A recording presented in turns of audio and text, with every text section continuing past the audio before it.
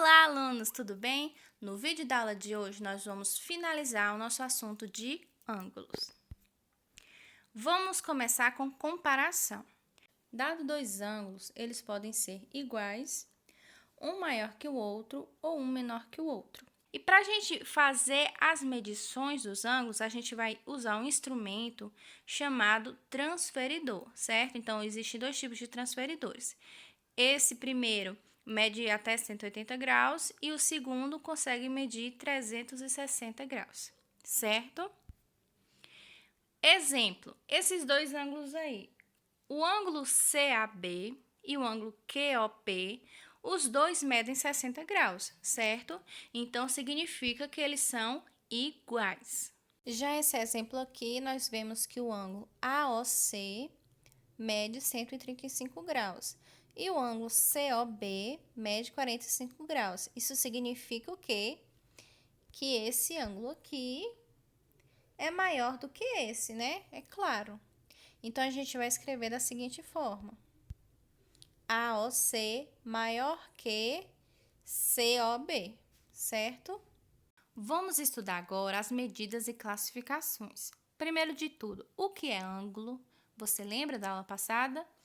Ângulo é a distância entre duas semirretas que estão na mesma origem. Essa origem a gente chama de vértice.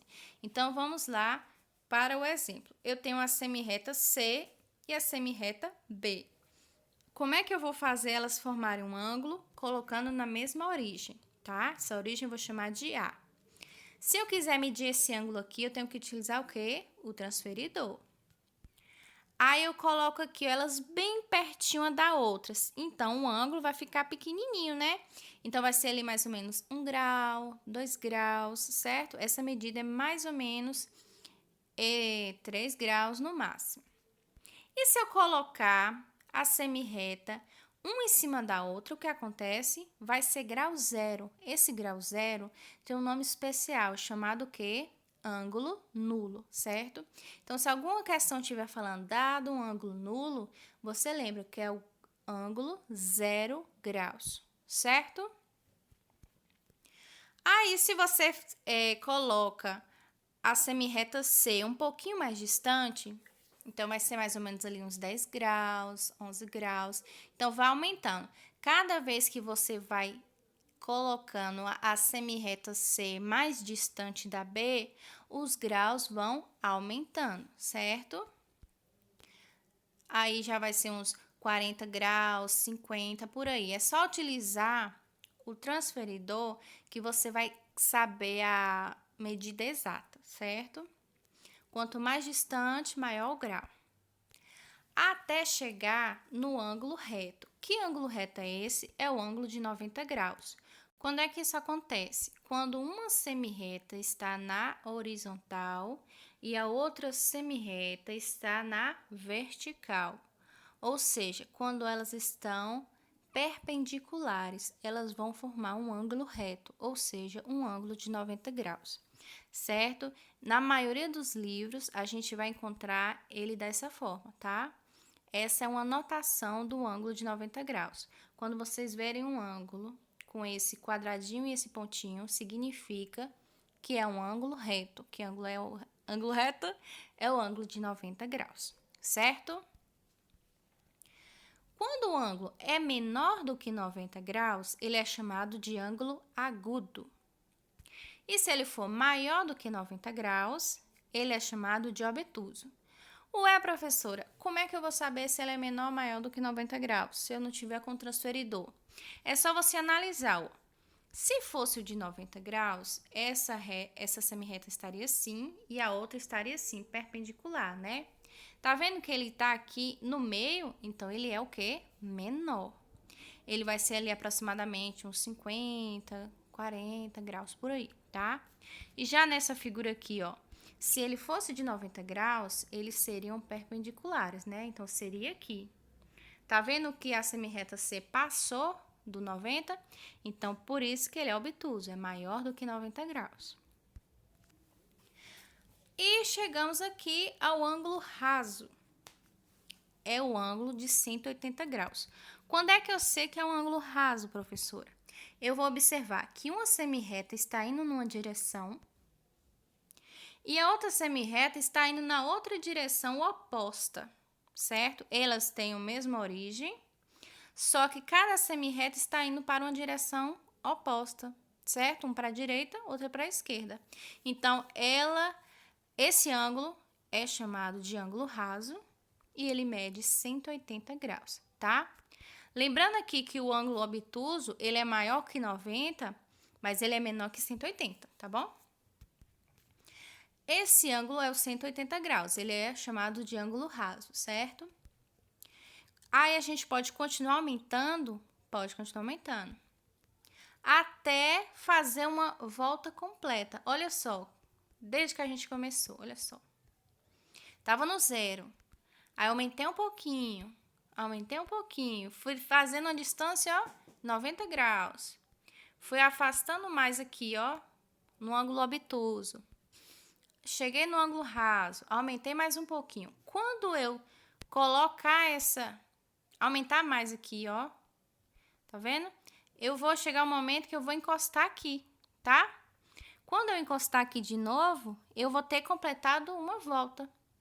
E esse ângulo chama justamente isso, ângulo de uma volta, 360 graus.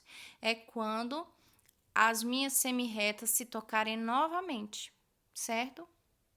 Esse é o ângulo de 360 graus. Vamos agora somar os ângulos, tá? Como é que eu vou somar os ângulos? Basta eu verificar a medida deles, certo? Então, nesse caso aqui, eu tenho o ângulo ACB, que mede 40 graus. E tenho esse ângulo aqui, QOP, que mede 60 graus. O que eu faço para somar os ângulos? Basta eu somar 40 mais 60. 40 mais 60 dá 100 graus. Essa é a minha resposta. É como se eu pegasse os dois ângulos e colocasse um do lado do outro. Tá vendo? Ó? 40 mais 60, 100 graus. Mas a resposta é só isso, tá? Aqui eu coloquei só para vocês verem o que é a soma dos dois ângulos. Bissetriz do ângulo. O que é uma bissetriz? Quando eu te der um ângulo ACB, certo? O que é a bissetriz? É uma semirreta com a origem no mesmo vértice, tá? Então, a origem vai ser lá na C e que passa aqui, ó, no meio certinho. Então, o que é a bissetriz? É uma semirreta que passa no meio do ângulo e que toca, é claro, aqui nesse ponto, nesse vértice, tá bom? Então, como é que eu faço para calcular? Divide por 2. Se o meu ângulo é 40 graus, então, qual a bissetriz? 40 dividido por 2 igual a 20. Só isso. Outro exemplo, eu tenho o meu ângulo aqui agora, QOP, que vale 60 graus. Então, qual vai ser a bissetriz? 60 dividido por 2 igual a 30. O que isso significa? Que aqui vale 30 e aqui vale 30, certo? 30 para cima, 30 para baixo, metade é 30, certo? Como é que vai aparecer nas questões, professora? Vai aparecer assim fácil, simples? Não vai aparecer, certo? Vai aparecer como? Dado a figura abaixo, sabendo que OC é a bissetriz do ângulo AOB, calcule o valor de x. Então, é claro que eu sei que aqui a bissetriz divide no meio, ou seja, aqui é 45, aqui é 45 também. Então, basta eu fazer a equação.